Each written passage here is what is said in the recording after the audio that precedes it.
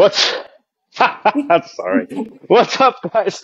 Welcome to another episode of Nightmare Road. I am one of your hosts, Decon, here with a very fabulous SOS. and her sidekick. I almost said side chick, or side piece. Tiny Tim. What's up, brother? Tiny Tim. I'm tired and happy to be here. I was promised a hot tub after this podcast. Ah, okay. I should just hop on a random person's tub. Anyways, we got a very exciting episode today. At least it's exciting to me. If it's not exciting to you guys, then I don't know. What are we talking about today, SOS? No, but first off, we need to talk about that mug. Hold that mug up. Oh. This is the best work. Bring it down a little bit, down. There we go. That is Decon's artwork of the Wendigo, and I love it. It is amazing. So, if you haven't bought one, you can go get ahead it on mugs. Yeah, so go ahead and get it in a mug, you bunch of ingrates. And originally the Wendigo does not have a deer's head, like it was later portrayed. They just have like a skull, and also the Wendigo has a mortal enemy known as the Baycock, which is like this other skeletal type creature that shoots arrows that have a hot tip, because the weakness of the Wendigo is its frozen heart, and if you defrost the heart, you can kill it.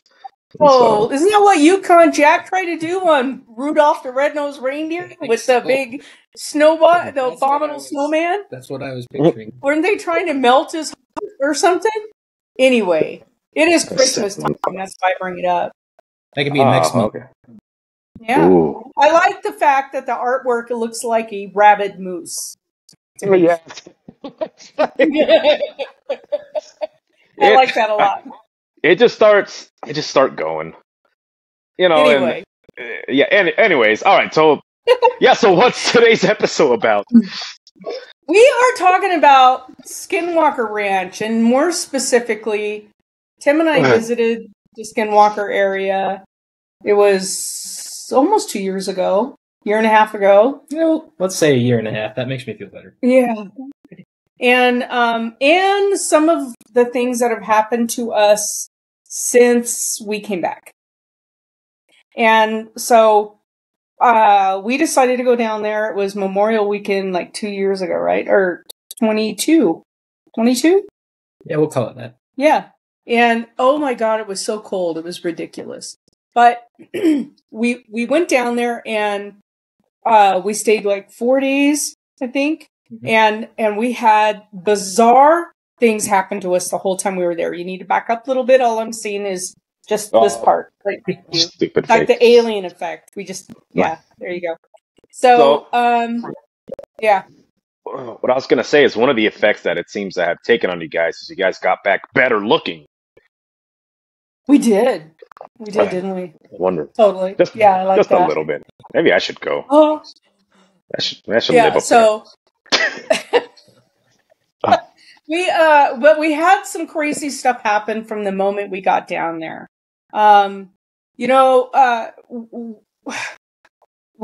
You had like even more bizarre things happen to you. We went first to the dinosaur, what is that called? The national park or something? It's a national park, isn't it? The national monument or something? There's a wall of dinosaurs. I can tell you that. There's a wall of dinosaurs, but you went hiking in that experience you had. All right, let's start it off. Okay, so what motivated you guys to head down to Skinwalker Ranch? Like, so where did you guys hear about it? Really weird. Okay, all right. Well, that's it, guys. Thanks for joining us. So, I've been reading about Skinwalker Ranch since the cattle mutilations, right? So there's supposed to be, allegedly, there was cattle mutilations and UFO stuff, and the Skinwalker has been seen. Also, crazy large dogs that were trying to attack the original family that owned the ranch, the Shermans. The Shermans. Yeah. So I've been reading about Skinwalker since the 70s. about everything going on. And then everything got quiet when the military came in, right? So apparently a guy out of Vegas, this multimillionaire who was working on a government contract, bought the Bigelow? ranch from the Shermans. Bigelow, thank you. And then they started doing military investigations to try to figure out what the heck was going on. So then everything went dark then. You couldn't find out a whole lot of information about it during that period. But then it sold, right? And now they have, obviously, the TV show. I think they have had 4 seasons or 5 seasons. And all this stuff is coming forward, and they're very public about what they're finding. And I thought, let's go. I mean, it's not that far from where we live, so let's get down there and see what we can find out. Yeah, and to clarify, guys, it's Bigelow, the billionaire aerospace guys, not Bigelow, the hooker. Gigolo, I think, is the. It's not the paid for male companion. Oh my God, that is so not the right word there, Decon. But anyway, love you anyway. Oh man. So we decided to go down there. We spent 4 days down there, and we had all these experiences. Tim's experienced hiking, which I think is in itself somewhat, it's a paranormal experience. Yeah, well, there was a few, but in that national park we were in that I've been trying to remember and can't, there were a lot of, it's not called hieroglyphs. Petroglyphs. Well, there are pictographs and petroglyphs. There's both. But there's a really popular one, and it's a lizard, and it's like 6 feet tall. And I really wanted to see it because it looked really cool in the pamphlet. And we spent a lot of time trying to find this lizard. And we finally did. And I hiked up to it. And Dinosaur National Monument. Ooh. And when I got to that lizard, I saw a picture, and then I looked over, and there was another one. And so I went to that lizard, and then there was another one, and I went to that lizard.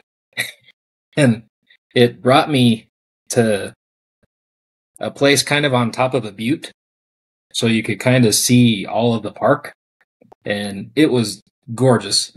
But I had it was a mind's eye view of like people being there before, and it really felt like an auditorium kind of a thing.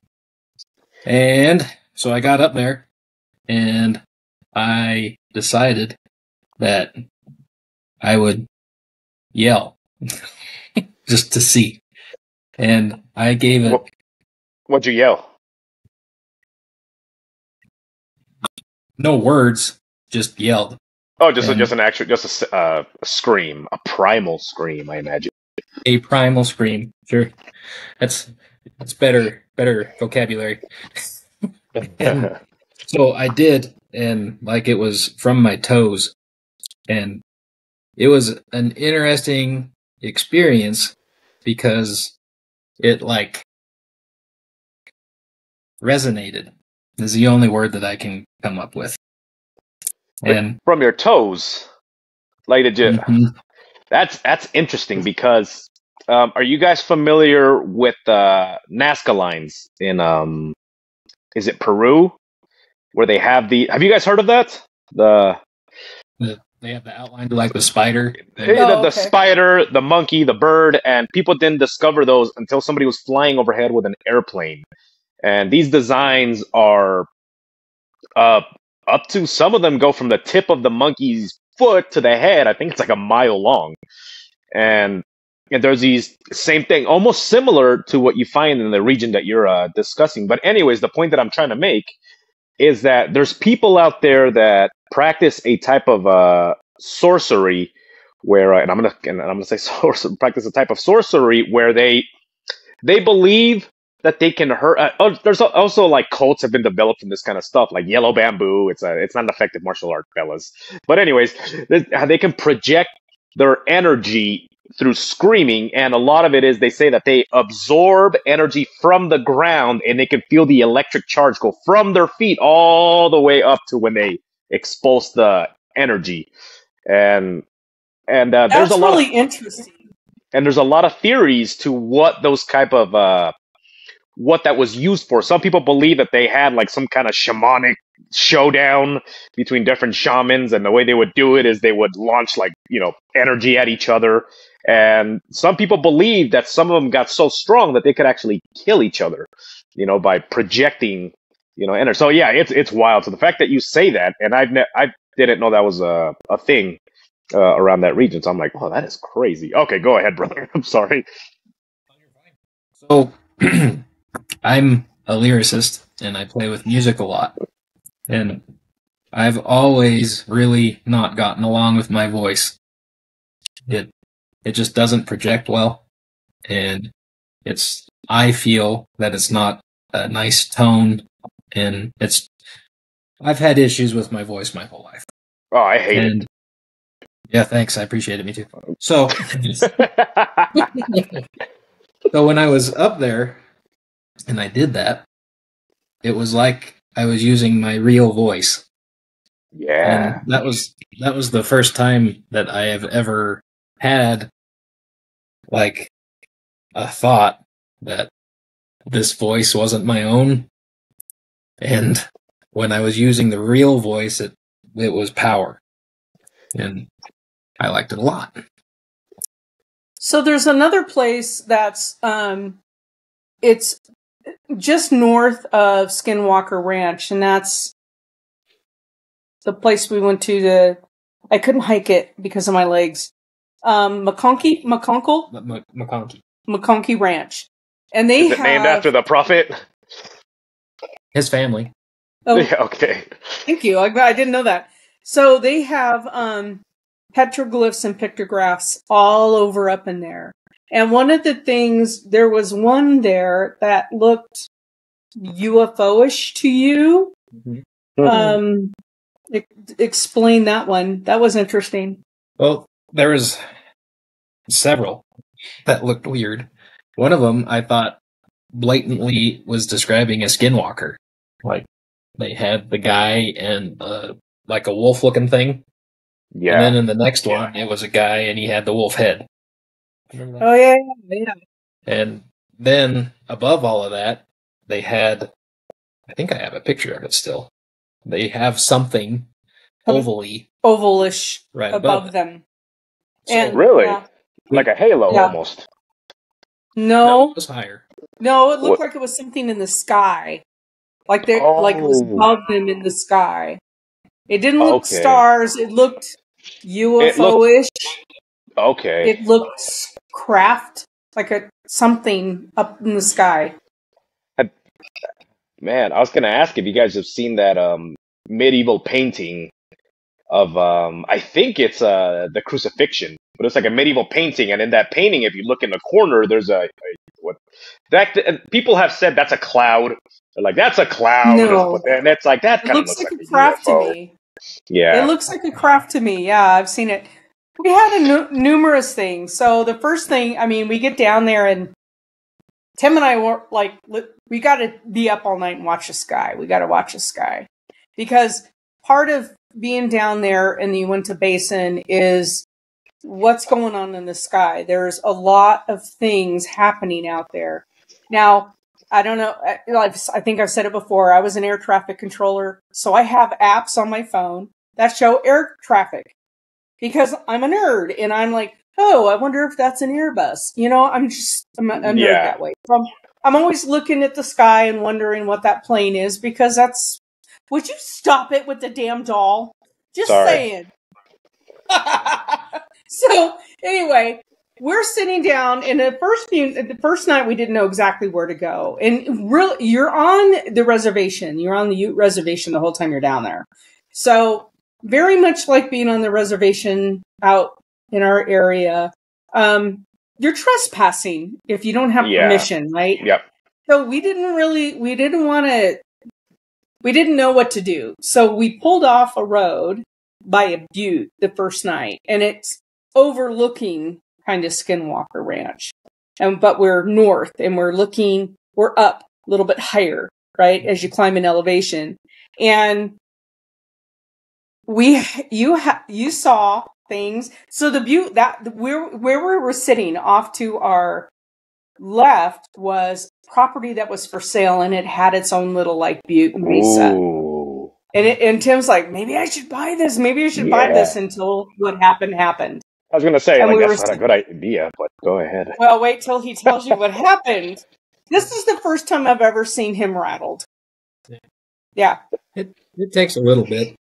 We were sitting there and we were really on the horizon. There was Skinwalker Ranch, and we picked that vantage point just so we could see the sky and see if there was anything on the horizon.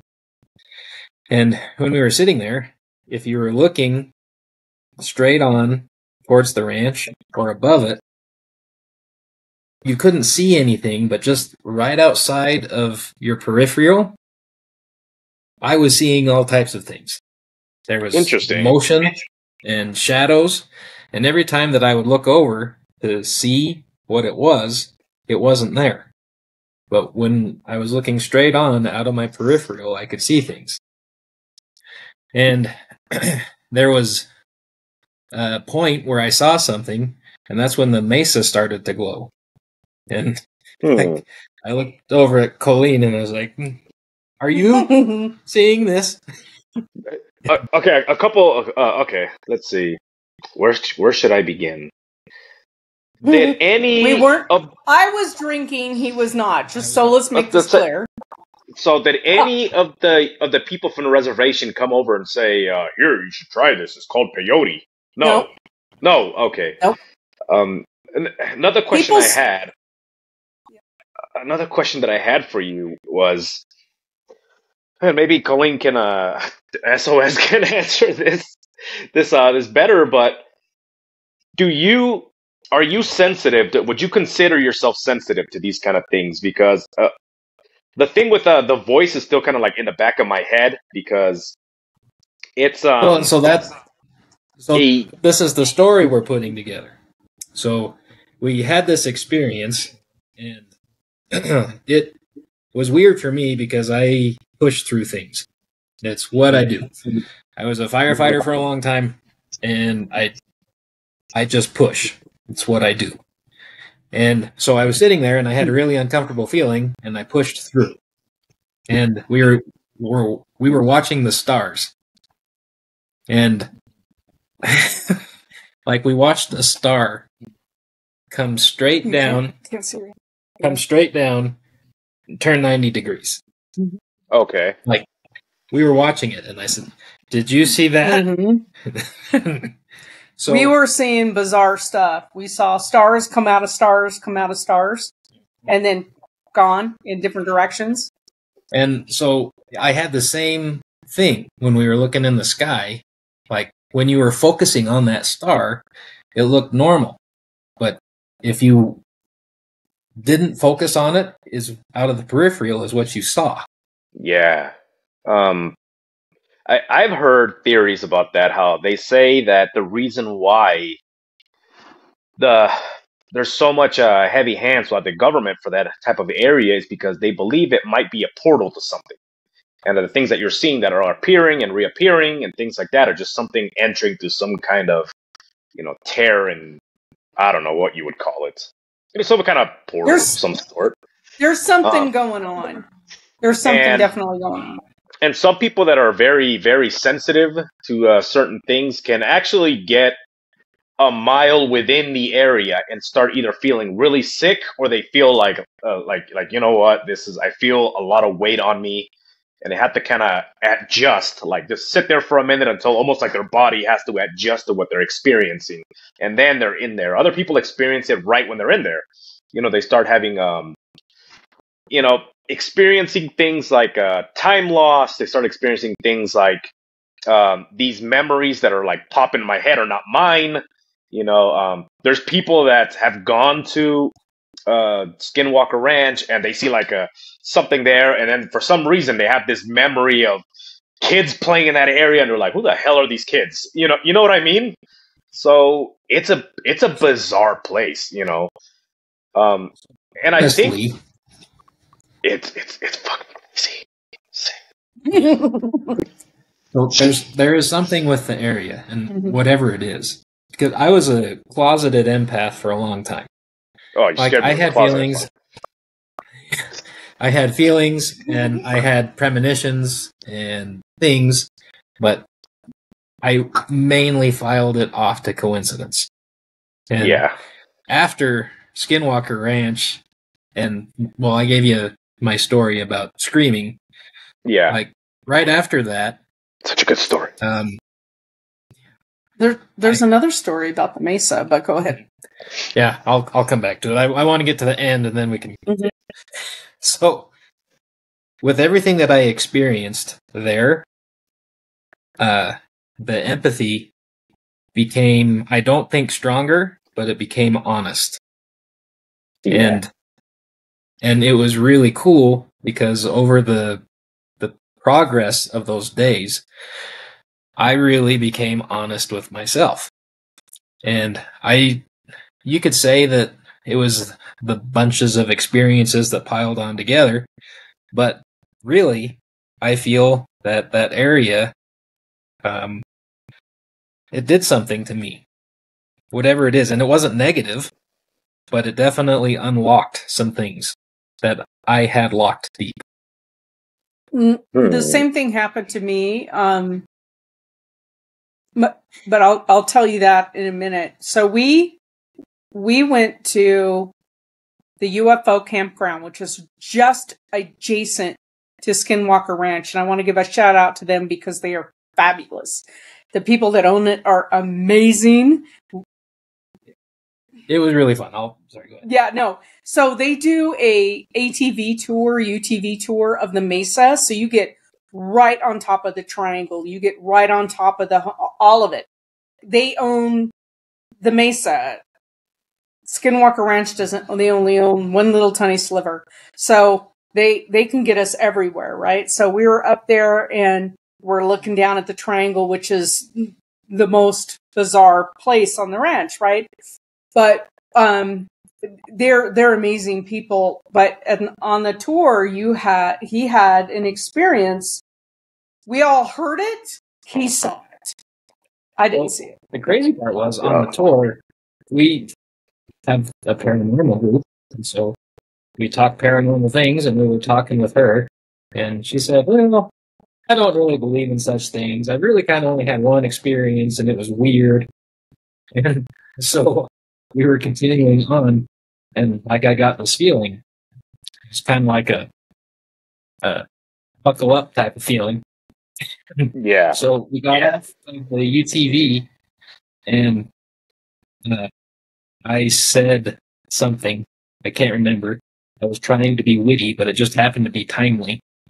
And that's when we heard like an Indian call. Like, you know, when you hear it in the movies? Yeah. It was a whole lot like that. And then I looked over and I saw an Indian crouch underneath a rock. Mm-hmm. And so I looked over at her, and the lady giving the tour, and there's no question she heard it, and I think she saw it.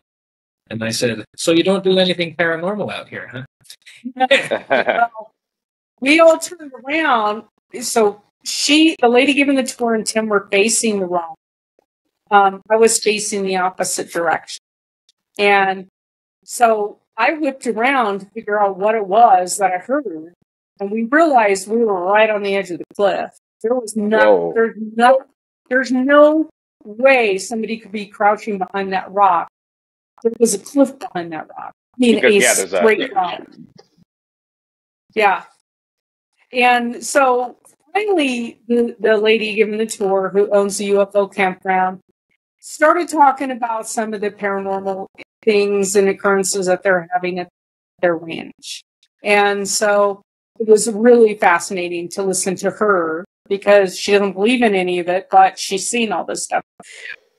Again, shout out to her. They're amazing people. But there's things going on down there all the time. So, man, see, that's so much to unpack. Well, I might, I'm gonna. We haven't even told you what happened to us. We haven't even told you what happened to us after we came back. Yeah, that's what I'm saying. Is I had to unbuckle my pants because I'm like, this is a lot. So, I'm sorry. Anyways, so when you said when you said that when you got there and you had to be honest with yourself, do you? It's such a. Sorry, I'm getting kind of feedback there. What I'm trying to ask is, so when you got there and you were kind of like saying like, well, it's probably coincidence, it's probably this, it's probably that, until like maybe you had to focus yourself, maybe you had to accept what was going on. A lot of people call it surrendering yourself to the environment. When you get there and it's almost like you have this shield up, and when you have this shield up, it's almost.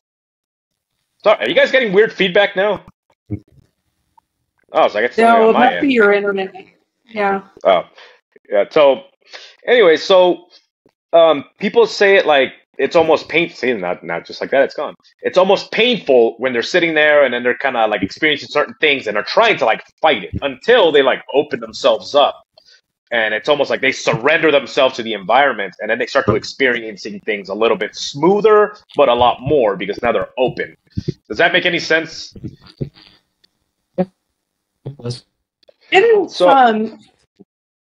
So the UFO campground, it was such a miserable weekend when we were down there. It was so freaking cold. It was unbelievable. We went to like Walmart everywhere we could go to buy like sleeping bags and big coats because we were not prepared for how cold it was down there. Memorial weekend, right? And so they have a shooting what do you call it? A range. They have a range at the campground, and it's right next to the old homestead site for Skinwalker. I mean, it's literally a fence line over. So she's like, you guys just hang out in the shooting range. You can have the night here because there's no one else in the campground. So we were sitting in the shooting. It was like a 3-sided shack where you can set your rifles up, right? And so we were sitting in there to have a wind block because it was so windy and cold. And didn't we see lights at the old homestead? So when we were there were no film crew at the Skinwalker Ranch. They don't usually come in until around the end of June.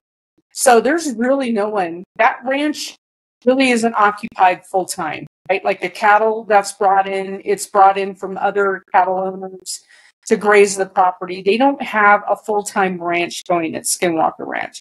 So it's empty. It's abandoned, really. I mean, for the winter, they might have somebody comes in as a caretaker, the couple, but there's not livestock that they're tending to. Yeah. So even though the snow was gone, it's still cold. The livestock's not been brought in. There's nothing going on down there. There's no one. And we saw lights moving along the trees. Now, I have watched episodes now where they have filmed those lights. And then we saw that like explosion in the sky that we didn't know what it was. And I sent that film to Skinwalker, and they filmed it on their cameras because they sent us back a message saying that they got it too on their security system. And Travis has since then come back and said that he doesn't think that light that we saw was from our galaxy. That it's from a different galaxy. And it's so far away, like they calculated the range of that light. And he's like, it's not in our galaxy, which blows my mind that we saw that. We saw that. We sat there and saw that. And filmed it. That's it. I would have been like, man, what? And then when they said it's not for me, I'll be like, what do you guys know? You weren't there, but yeah, I mean, holy shit, that is just one of the what's insane is that skeptics. I don't see many skeptics going to Skinwalker Ranch. Like the people that are like, oh, this is all paranormal garbage, and they'll go to haunted houses, they'll go to all these places. But then I ask, like, why don't you go to Skinwalker Ranch?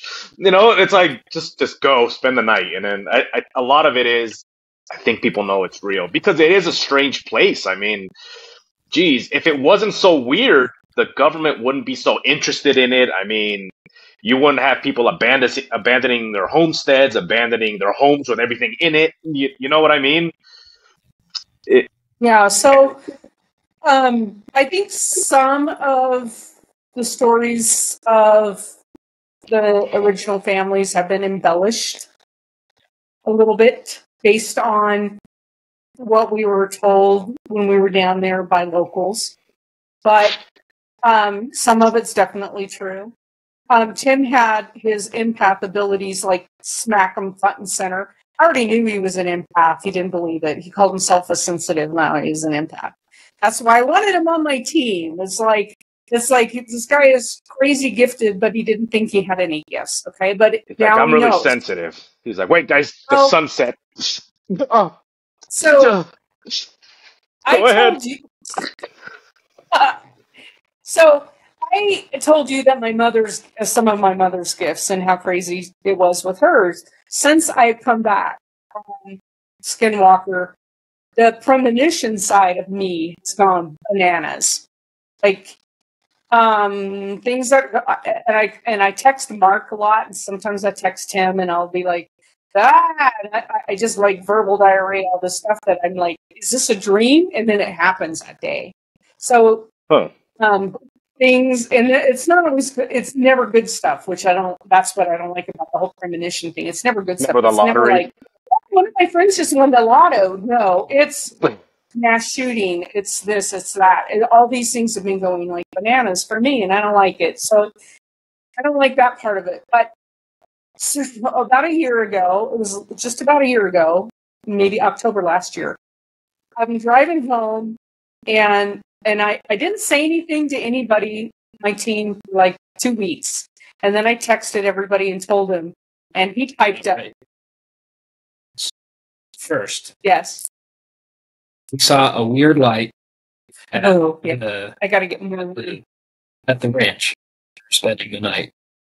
We saw a weird light at the mesa when we were sitting there the night before. I saw a weird light after I gave that scream. All right, continue. You did? Tell me that. Oh, yeah. See, that's cool. So time out on the mesa thing, the weird light. Yeah, what the hell's wrong with you, Tim? There was like 100 people walking through the mist and the light off the mesa. Wait, what do you mean? You can see like shadows of people walking. Okay. Like there's a light, and they're casting a shadow. Okay. All these people were coming down off the mesa. That's when I said we gotta go. That was the first time in my life I've ever seen him freaked out. He's like, we need to leave. We need to leave right now. And I'm like, what are you talking about? He goes, we need to leave right now. It wasn't until we get back down the road to the hotel where he's able to verbalize like what he saw and made him so freaked out. I didn't see him. He saw him. There was all these people walking through the mist and with like shadows and shadows of people. Okay. Yeah. Continue. Yeah, he was a little freaked out. Which when you're with someone who's rock solid all the time, we've been on all these investigations, he's always the steady rock. He's not excitable. When he's excited, you're like, shit, something went down. Because he's like, we got to go right now. It was bizarre. You feel it. You know what I mean? You feel his fear. So a year ago, so we were home like 6 months. At first I thought, okay, I haven't been drinking. Let me clarify. No illicit drugs. No. Woo! I know. Dang it. Anyway, it's getting dark here because it's almost winter. I have my bloodhound and she's constantly in training classes. So I'm coming home and it was like right around 8 o'clock. So it's dark by now, by 8 o'clock. And I have to make a turn up a gravel road to get to my house. And as I make the turn, I mean, it's like instinct. You always look towards your property. So I look over to my property and I see this incredible blue-white light that's on my property. Like, I remember she's in the back seat in my truck, and I come to a stop on the road, and I'm looking at it, and it's so bright that it looked like a film negative. Like I could see the veins of the leaves on the trees. Yeah. I mean, it's that intense of the light, and I remember going, what the hell? And then I'm looking around, but the pasture in front of my property is black. The side of my property is black. And I'm like, why is just my pasture, just my property illuminated? What's going on? And I remember looking up to see, is there like this beam of light coming out? It's just my property, but just my property. And I stepped on the gas to race around the corner to get into my property. And by the time I turn to come into my driveway, the light is gone. It is black as black out. Yeah, some people describe that type of dark as country dark. It's like you think there's dark, and there's country dark. So I shut off my truck and I run out to the barn real fast to make sure, like, are the animals okay? What's going on? Everybody's fine. All of the animals are calm. Everything's fine. A couple of days later, I don't say anything to anybody because I'm like, what happened to me? You know? Like, what happened? And I didn't want to say anything to anybody because I couldn't figure out what happened. A couple of days later, my neighbor came over because he's got an enormous tractor and he can lift big bales of hay for me. So he's moving some bales of hay around and he goes, hey, by the way, a couple of nights ago, did you see a really weird, intense light at your property? And I looked at him like, oh my God, it really happened. I didn't imagine this. And I said, yeah, I was coming home from dog class. You saw it? He goes, yeah. And he goes, I go, did you see a source? He goes, no. And I go, what do you think? And he goes, I don't know. I turned around, went in the house because I didn't want to know what the hell was going on. I mean, this guy's a cowboy. He's like, I don't know. I'm like, leaving smart. That weird stuff to you. So I would imagine he like went underneath his bed with his cowboy boots sticking out from underneath the bed. He had a shotgun out. So 2 weeks go by and I don't say anything because I'm like, oh my God, what happened? What happened? So I text my team, my paranormal team, and said, okay, I've got to tell you guys what happened because this is like eating me alive. I can't figure out what happened to me. And you say, happened to me too. Yes. Except I had a witness too. My friend probably was on the illicit drugs though that saw it.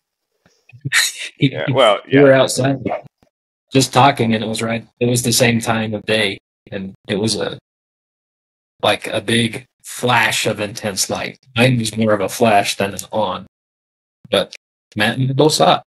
It was there. He commented, and I said, I'm glad you saw that too. So about 3 months ago, I'm leaving my property, and all of a sudden I see flashes of light all around my truck. And I came to a stop, like right outside my driveway gates. What in the world? And I'm looking around, and I see flashes of light maybe for about a mile. Then it stopped. Now, I met Caleb last December from Skinwalker Ranch. He's the head of security of Skinwalker Ranch. He's the big redhead guy. Ew. He's a Marine, and he just came back from Afghanistan. He got hired. Well, and he grew up in Pingree. So he's from Idaho. He's from our neck of the woods. Don't talk bad about Caleb. I said, now I like him. Don't talk bad about Caleb. I like Caleb a lot. And we talked for about 2 hours. And he said that there's a phenomenon that they've coined the hitchhiker effect. That if you go down there, you bring something back with you. And that it's with you forever. And we have a client who grew up, right? And he lived within a couple of miles of Skinwalker Ranch. And he's been up here now for a couple of years. But he grew up his whole life, and he worked in the oil and gas industry. So his whole life, and he's now retired. And the stuff that's happened to him is the most bizarre stuff I've ever heard of in my life. And I've seen some crazy things. So, all right, and for those of you that are not familiar with the term hitchhiker effect, well, a lot of people give different definitions for what hitchhiker effect is. One of the most common ones that I do hear is like you take something with you. Not with even people that don't experience anything at Skinwalker Ranch, and they're like, you know what? I didn't experience it, which is very, very. I'm gonna say this: it's extremely rare, or they're like in denial. They're like, yeah, well, I camped out there and I went to sleep and I saw, these weird things coming out of the ground. They were grabbing me and blah, blah, blah. They look like little mariachis or whatever the hell they say. And then that was it. And then I went home and then weird things started happening, and you hear that a lot. Like it's almost like a side effect of being there. And then you bring it home with you, So for those of you people who are like, what the hell is that? Like there's a one definition of hitchhiker effect. I think it's what you focus on, honestly. And if you have that and you're focused on it, even if you were focused before, that's the focus.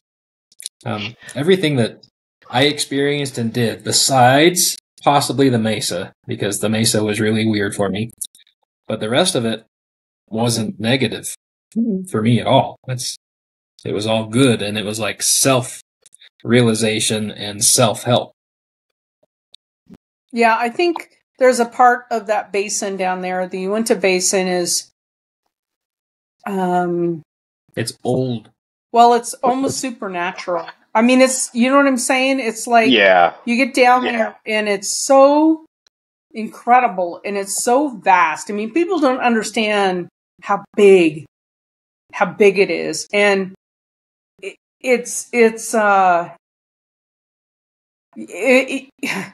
you go somewhere like the Dinosaur National Monument and you see just walls and walls and walls of bones of all these creatures that have died eons ago, you realize what a speck we are. And then you put it in perspective of, my God, what if there's a portal and there's something here? I mean, something's coming and going that we don't know about. I don't know. Doll's talking to you again, Decon? Just saying. I thought I heard little footsteps. Anyways. Yeah, that you have. Remind me to tell you a story. Uh-oh. See that damn thing? Evil. She's beautiful. How dare you? Evil. Take me home with... Okay, anyways. Yeah, and... Okay, so I'm gonna... So I have a friend who went to this area, hung out there, I think camped out there for like a night or two, and did experience some weird things, did feel like he was being watched the whole time. Out of his peripheral, he swears something ran past him, so he's on his firearm. So, but the weird thing was getting home. Colleen's gone, so I get to say it's a Sasquatch. It's a Squatch! That damn fucking Sasquatch! And over there messing with my tax dollars. Anyways, so so he was talking about, getting home and all of a sudden him thinking that a helicopter spotlight hit his window and he was going to go out there and yell like, the hell are you guys doing, you psychos? This is, blah, blah. So he sees the bright light outside his house, goes out there, there's nothing there.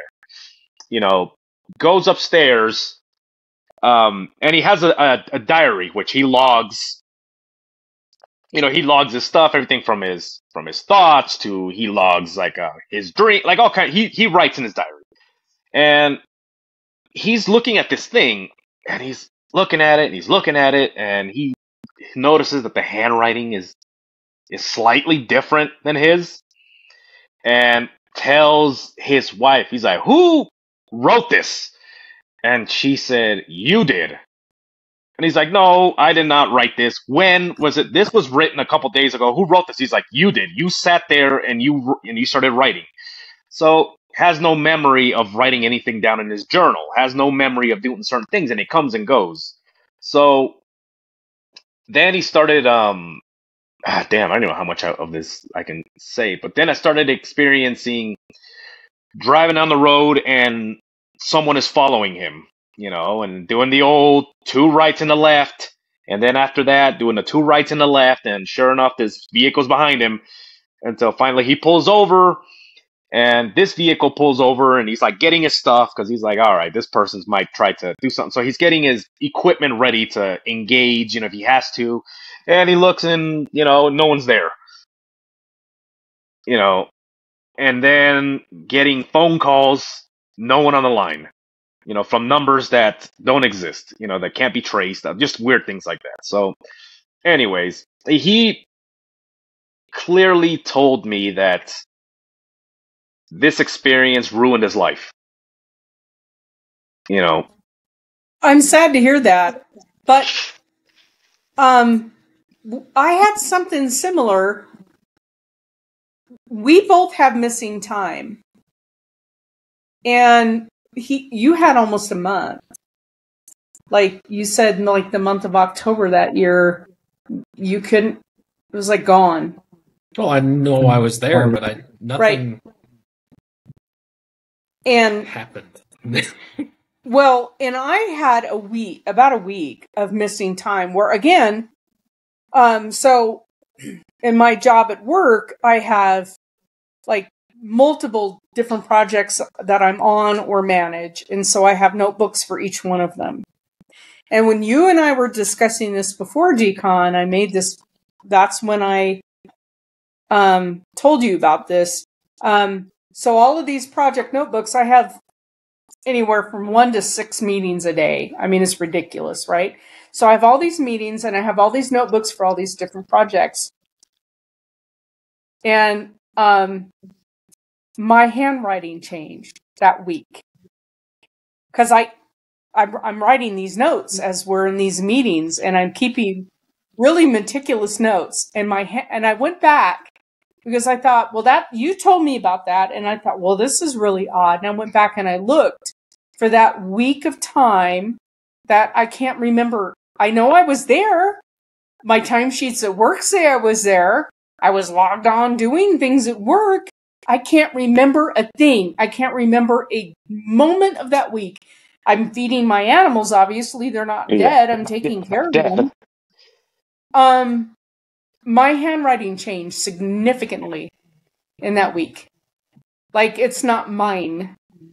That is the most bothersome. The light, all of these things that have happened, the flashes of light, the beams, all this weird stuff. My handwriting changed. It's like I wasn't me for that week. Man, that is insane. And you know what? And to a lot of people are like, well, it's almost like a violation of some sorts. Could you imagine, like, all right, what has entered into my head or what happened, because anything could have happened. It's crazy. It's crazy to think about. And I was thinking about an exorcism, right? I was thinking about possession. After you and I talked, that like what possessed our bodies for that time, we can't remember. For him, it was a month. For me, it was like maybe a week. What happened? Did our friends notice anything different? I mean, what happened? That's what I was going to ask. Is there an autopilot, and if anybody around you, like, almost like you want to take a notebook and start asking people, like, all right, at this time, what did I seem like? Was I acting different? If you look into my eyes, could you see me? Because I do believe that, that when you look at somebody and you can look into their eyes, sometimes you're like, something is wrong because this person, it's almost like it's not really them. If that makes any sense. Do I sound like an idiot? Mm-hmm. It's like almost like shark eyes. Like you look at somebody and they have shark eyes and you're like, oh, okay. What the hell is going on? You're not being yourself. What is in you that is, I don't know. Maybe I'm just drunk. It's really interesting. I had told my old boss, who's now retired, about some of the things that have happened to me. I mean, he's kind of a skeptic, but he and I had to do a training in West Virginia, so I took him on a ghost hunt one night in Harper's Ferry, Whit in Shepherdstown, which is no. But in two of the most haunted places in America, right? So I brought some of my gear and I took him on a ghost hunt, and he had an experience. So he told me, he goes, well, there's another person that works in our office who actually worked out of our office in what is the next town over? Not Ballard, but Vernal. He goes, he worked out of the Vernal office, so maybe ask him what he experienced. So I had no idea that he'd lived down there for like 20 years. So I asked him, and he said, I said, did you have any experiences? And he said, look, he goes, it's more like it's an oddity when you don't have an experience down here. Like, that would be the night that you would record something like nothing happened to me, because things happen every night down there. Like, there's things going on. Yeah. Yeah. It's odd. Like when you're in Ballard and you see like that, there's places in Ballard where there's like nothingness. Nothing. But then when you're there at night, it's almost like it's so weird to describe, because you know me, I'm a skeptic with a lot of things, but it almost like that sensation that you get when you go into a crowded room and you're like, oh, man, it's so crowded here, and you feel like you got to be a little bit guarded, and you go to certain places at night and there's nothing, and there's nothing because you've been there during the day, but then you get that feeling where you're kind of like, you feel like you're on guard, like you have because it's crowded, you get that like feeling, and then, or you're driving or you park somewhere and you can't see anything, like it's pitch black, and then you feel like, oh man, it feels like I'm in a concert of some kind. And then you're there during the day and you're like, there's nothing here. What the hell are you talking about? It feels crowded. There's nothing, So I always attribute it to the area. It's a bizarre place. And I wonder how much of it has to do with either some kind of radiation, like maybe it's radon, something going on, or it is a portal to something that we just don't understand. That maybe that feeling of being guarded is your subconscious, basically. The stuff they're trying to suppress, be like, all right, you need to be on guard here, you dumb bastard. You're kind of too open here, so I'm going to take over for a minute. You know what I mean? Am I making any sense at all? But going back just a page. So after that week that you can't really remember and you had that, when you remember again, how did you feel?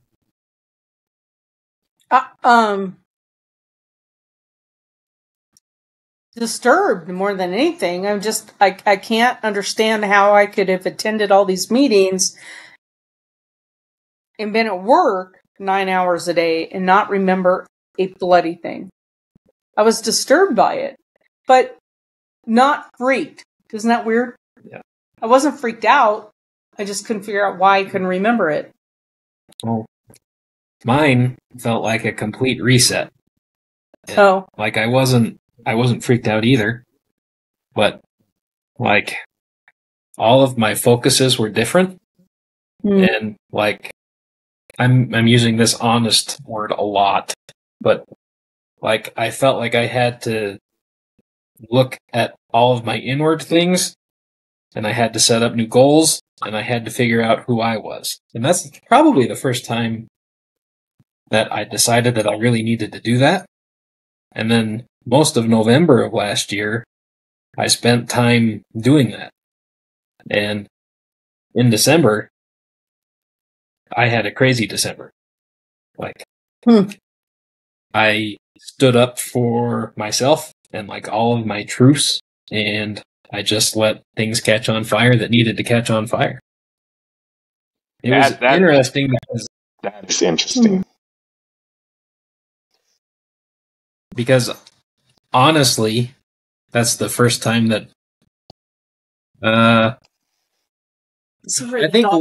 think willpower is the wrong term, but that's the only thing I can really put there. I had the power to do it.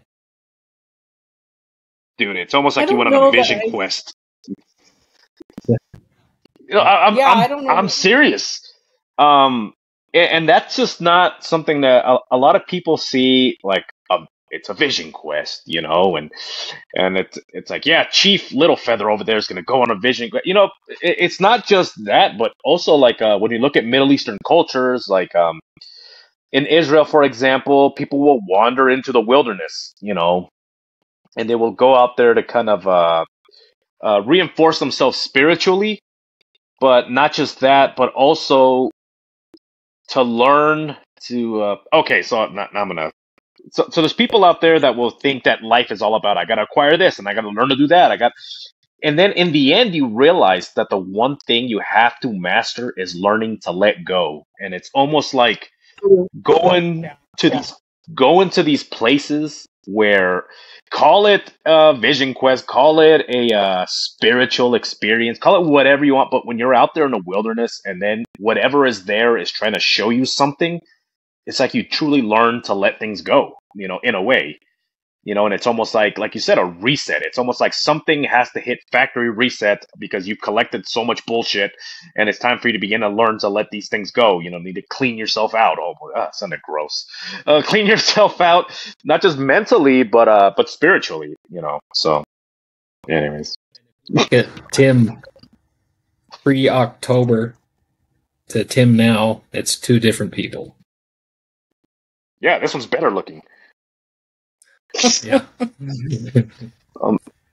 But man, that is insane. And going back to SOS, when you were talking about being on autopilot, and Tim, I wouldn't even say that you were on autopilot to a sense. It was almost like you walked through it's almost as if you look at yourself and you were like, I was on autopilot until this happened. And then I was like, okay, I think it's time for me to steer this boat. And SOS, it's only like she was on autopilot. And I could only imagine the type of thoughts where it's like, holy shit, could you imagine if I was on autopilot and I ended up punching this person I didn't like in the face because I have no control? You know what I mean? Like, really ruined my life. Yep. So it's just, like I said, different experiences depending on what you focus on. And damn. Well, for me, like after Skinwalker, I've always had premonitions, but they were never of the major sort. Like, not like my mom. Like world events, even down to like what I was going to wear. She had all that. But now the premonitions are front and center. Now, my paranormal stuff, the medium side has become so much more. I would never consider myself a medium before. Never. I was the empath, not the medium. Now, when we go on an investigation, I'm like, well, the gal standing right in front of me, and she has red hair. And then I have other mediums that are with me, and they'll pull up photographs of. We were just on that one, and there was a young lady that came through. I think it was right after you left. We were sitting in the sunroom, and this young gal walked in, and I said, gosh, this gal, and I'm using my dowsing rods, and I said, this young lady just walked in. I think she's like, I said, early teenager, like 15, 16 years old, maybe up to 18, but I said, she's young. And I said, and then I looked at Gina, who's on my team, and I said, she's got flaming red hair. It happened to be the Stanrod daughter. Oh, really? Yeah. So one of my team members was looking up the Stan. That is a very famous house in our town, and the daughter of the Stanrod family who died. Anyway, she had red hair. So I mean, all of these things now are just like right in front of me, where they never were before. So I think any abilities that you have, if you go down there, you're going to, I don't know what. Level up. Yeah, exactly. Like all of a sudden they're just 10 times more powerful than they were before. Man, I don't know. Maybe I should go out there. We should go. We should go. Who wants to go back? I want to live there. If it wasn't so bloody cold, I would live there. Because I told Tim that. I said, oh my God, this is one place. I said, the only place that I've ever felt like home in my whole life was the French Quarter of New Orleans. But I could live down there. I love it so much, except that it's so much colder than it is where we are right here. Can't do it. Sorry, can't do it. I'll be like, somebody set me on fire because it's so damn cold. It's really good. Colder. The French Quarter. Have you ever got any EVPs with people going boogie boogie boogie? You know, like those type of. No. Oh, okay. Anyways, man, that is so insane because, like I was telling this person that I know said that it ruined their life. Their life's never been the same. And I'm sorry for him. I don't. That's what he gets. Well, I mean, I think that's more of an awakening than anything else. You just have to look at it a little bit differently. That's what I was gonna get at, was that he feels like it ruined his life. We have Tiny Tim saying that it reset him, or it opened up some things for him, and you SOS, you were on autopilot and it made you nuts. So look at that. Does she leave again? I've noticed the change in Tim. I have. I mean, it's kind of profound, the changes in him. So I really think that if you go down there, be prepared for more of a spiritual awakening. I don't know what it is about that area. I don't know if it's the Native American. Native Americans were in all of North America, right? So I'm not sure why it's so the concentrated spirituality in the Uinta Basin. I don't know why. I don't know if it's the sand. I don't know. I think it's probably all the whiskey. Yeah. Well, I work in the science field, so I look at faulting, and I look at all of the hydrology, and I look at all of this stuff, and there's definitely something there. I'm not sure exactly what it is. I haven't put my finger on it yet. If Travis can't do it, nobody can do it, right? But I keep going back and looking at Google Earth, and I keep looking at different things. There's something there that we haven't put our finger on yet. There's something in that basin. It's right off our peripheral. Right off. Yes. Like right there, and we can almost grasp it, but not quite.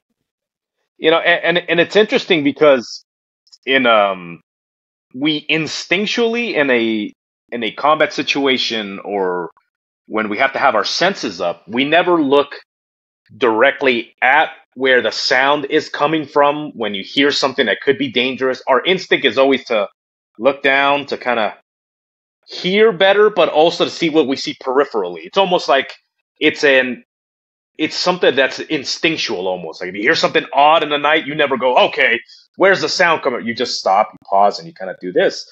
And in those kind of areas where you say that you see things peripherally, it's almost like if you do stop and you do something like that, you can see a lot of movement, because again, it's almost like in society we have learned to block these things off, and you have to go to these places to kind of go. And I don't want to say go back to nature, because I don't want people to think that I'm some kind of disgusting hippie. But it's almost like we need but you know what I'm trying to say. Well, look at Sedona, right? Sedona is one of those places you go to reset. I don't. It's another one of those areas. But damn, now I really want to go. We should go. Let me know. We're just not staying at the hotel that we stayed at, because it was raunchy. So we have other hotels that we've eyeballed that we would stay at, but we're never going back to that one. I want to see the psychic abilities of those bed bugs. Oh my god! Thank God I didn't have bed bugs. Oh my god, it was bad. No, you see them. You see them. But I'm telling you that there's something down there in the basin. I encourage everybody to go down there and experience it for yourself, and get away. Like, drive out in the Uinta Basin at night and park and watch the sky and see what it's bananas what's going on out there. And most flights at night are IFR, instrument flight rule, right? Because you don't have a horizon. You can do a VFR flight at night, a visual flight rule, but there's not a lot of that going on. And especially when we had kind of turbulent air, we had storm systems coming through while we were there. So it's what we saw is not on air traffic control scopes. What we saw is not, we don't have that flight capabilities. We don't have it. Man, that is... And to a lot of... Man, there's a website out there. I think it's called... what is it? Hero Paranormal or some shit like that, where this guy collects stories of Skinwalker Ranch and people's experiences. And a lot of people... So there's a guy out there, I think his name is Ryan Burns. I could be completely wrong. But there's another guy that went to Skinwalker Ranch, and he was driving out of the area, and he notices there was this old figure walking down the road. And he was walking down the road, and he pulls over, and he's like, "Hey, get in. Where are you going?" So the person gets in, and he says he starts driving, and as he starts driving, all of a sudden he wakes up.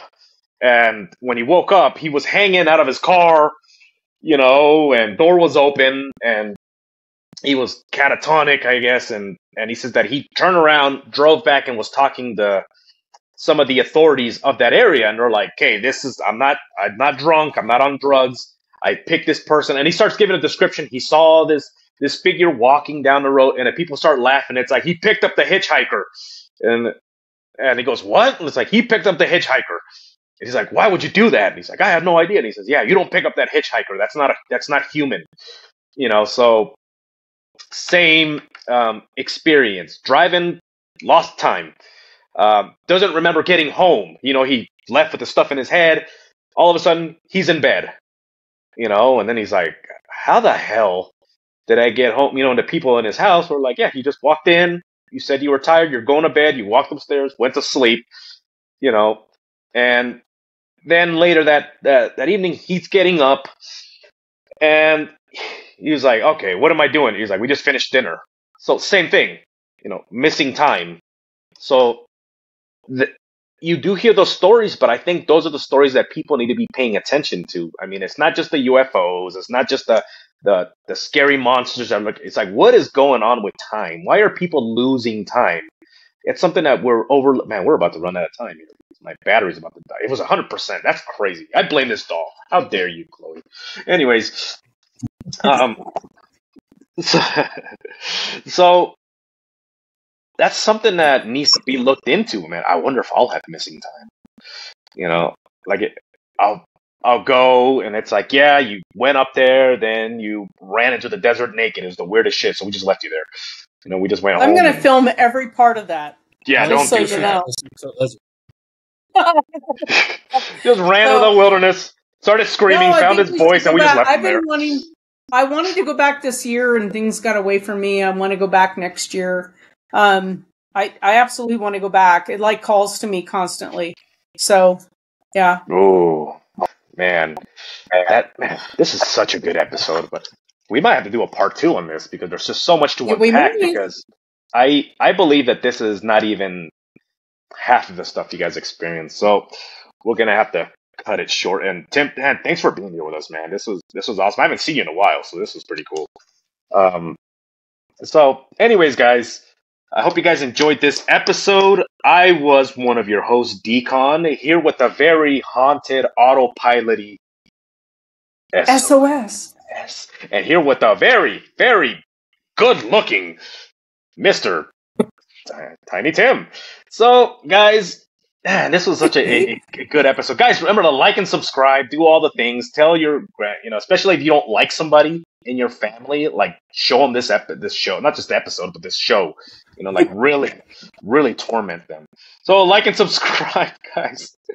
And remember, we need guys, the subscribers. Yeah, no, we don't. Remember, guys, to always. We're doing so well, but we need more. Okay, right. Go ahead. So always look both ways, especially if you find yourselves on Nightmare Road.